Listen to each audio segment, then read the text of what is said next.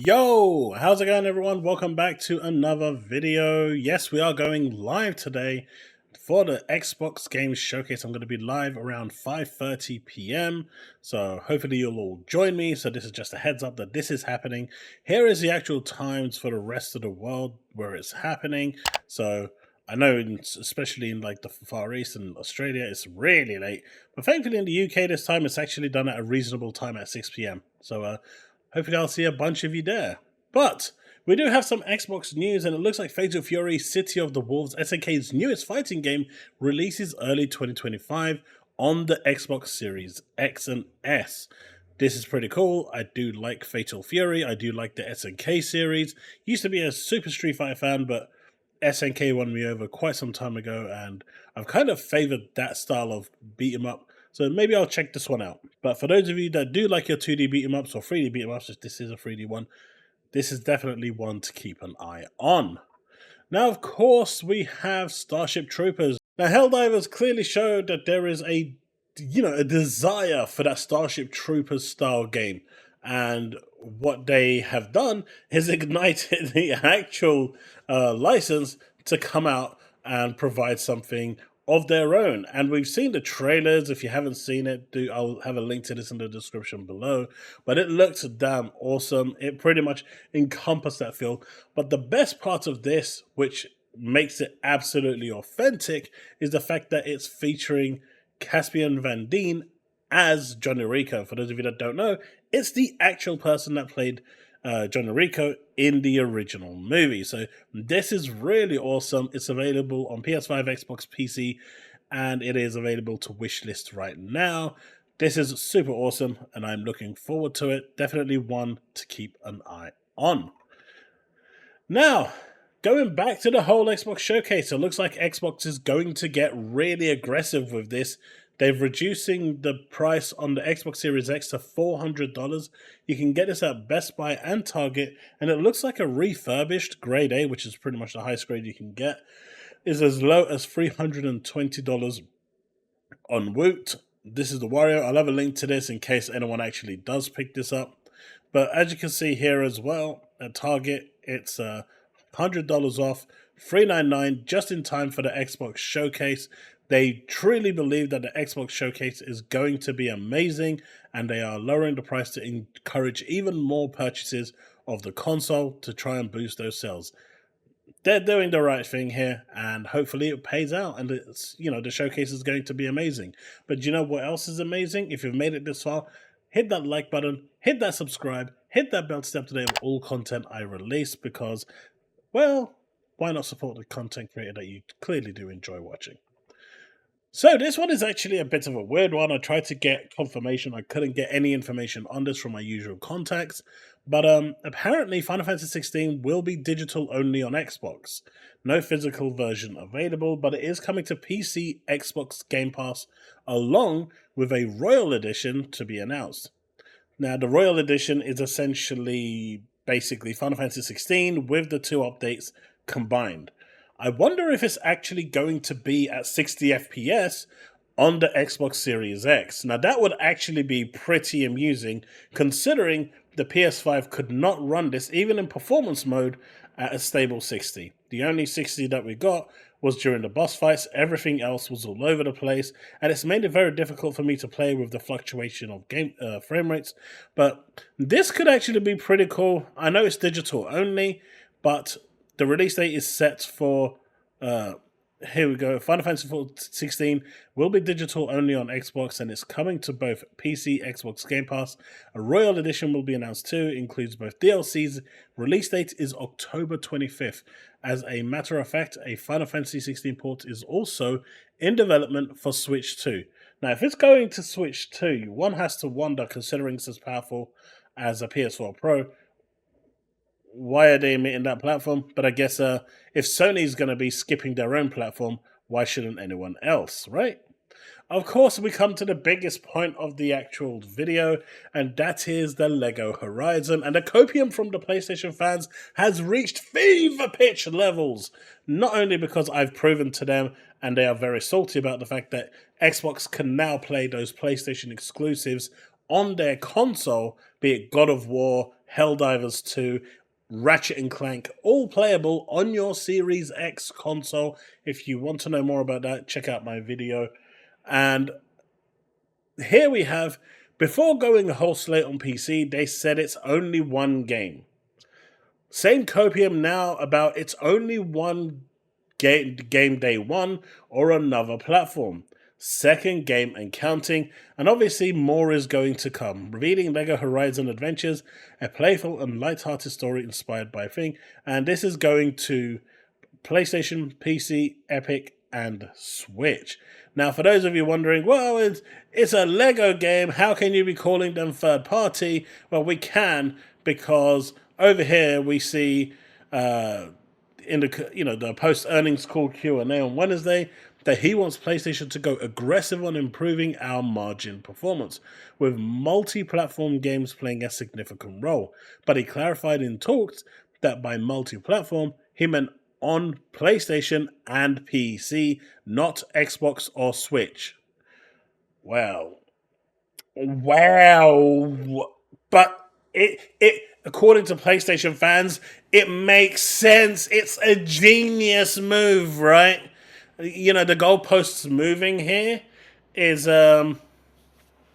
astronomical. The way they are trying to cope about this is beyond a belief.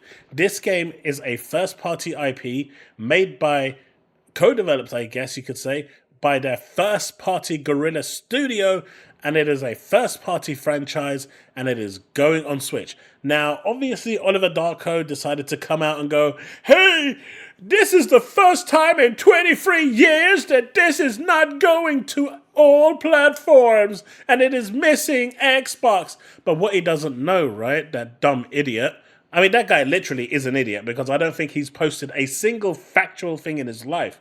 I mean, there isn't a person that's had more L's than him. Even Dreamcast guy can't compare to him. Lego Underworld in 2013 did release exclusively for the Wii U.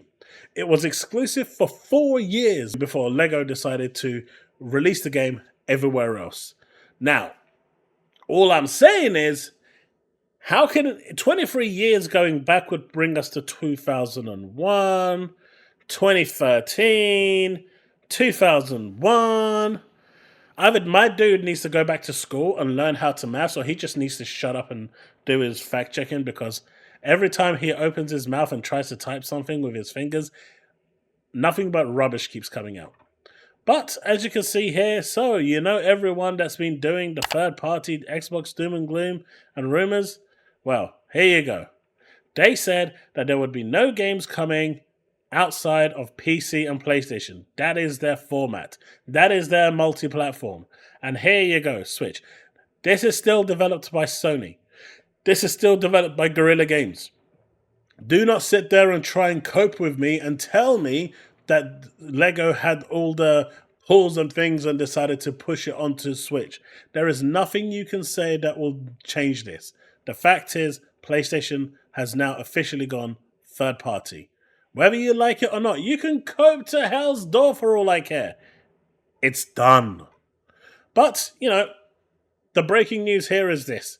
PlayStation fanboys are having meltdowns over PlayStation's first-party IPs releasing on the Nintendo Switch. And this is from Push Publication, a PlayStation, a primary PlayStation website. Some PlayStation fans are losing their minds over Lego Horizon being on Switch.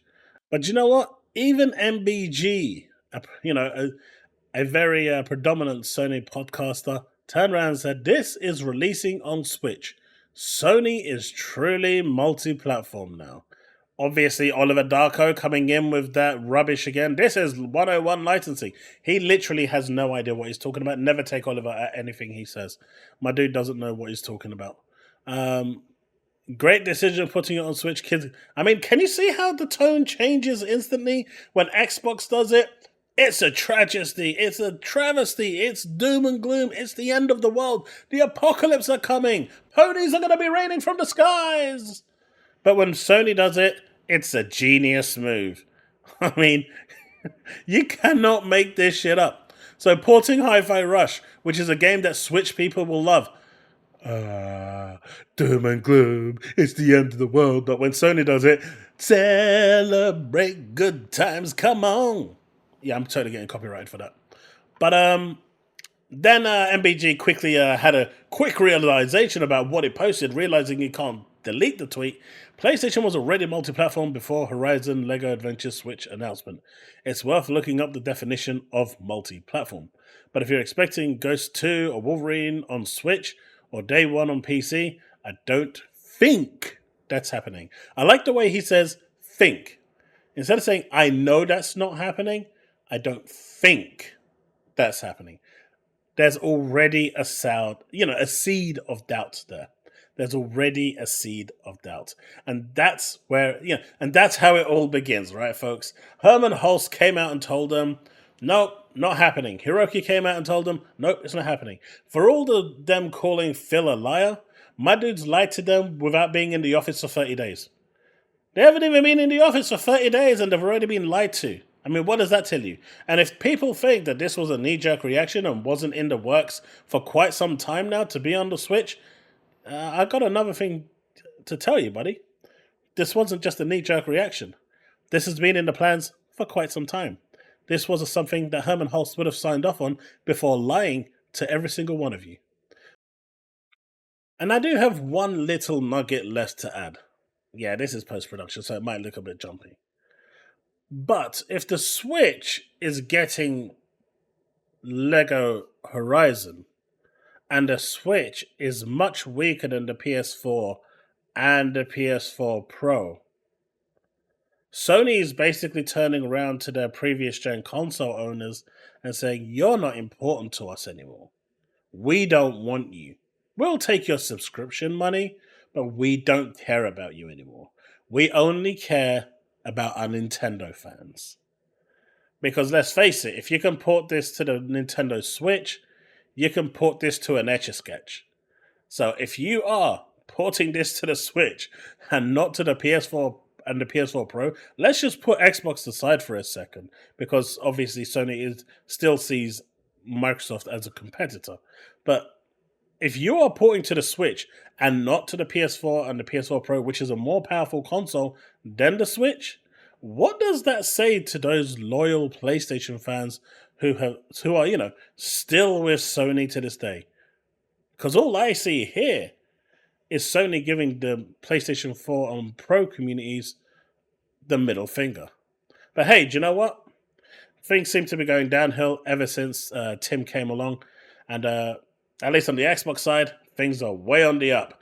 The curse is free on Xbox, the curse is on the PlayStation side. Good luck, buddies. Good luck. But that's it, folks. I will see you today at the stream at 5:30 here on this channel. Don't forget to hit that like button, subscribe, hit that bell to stay up to date with all content I release. If you want to support me further, you can do that through my YouTube membership. We've got different tiers starting from as low as $2. And of course, you can always join my Patreon if you want to support me further, or you can hit that super thanks if you've really enjoyed that video. Thanks so much for watching, and I'll see you in the next one. Remain legend.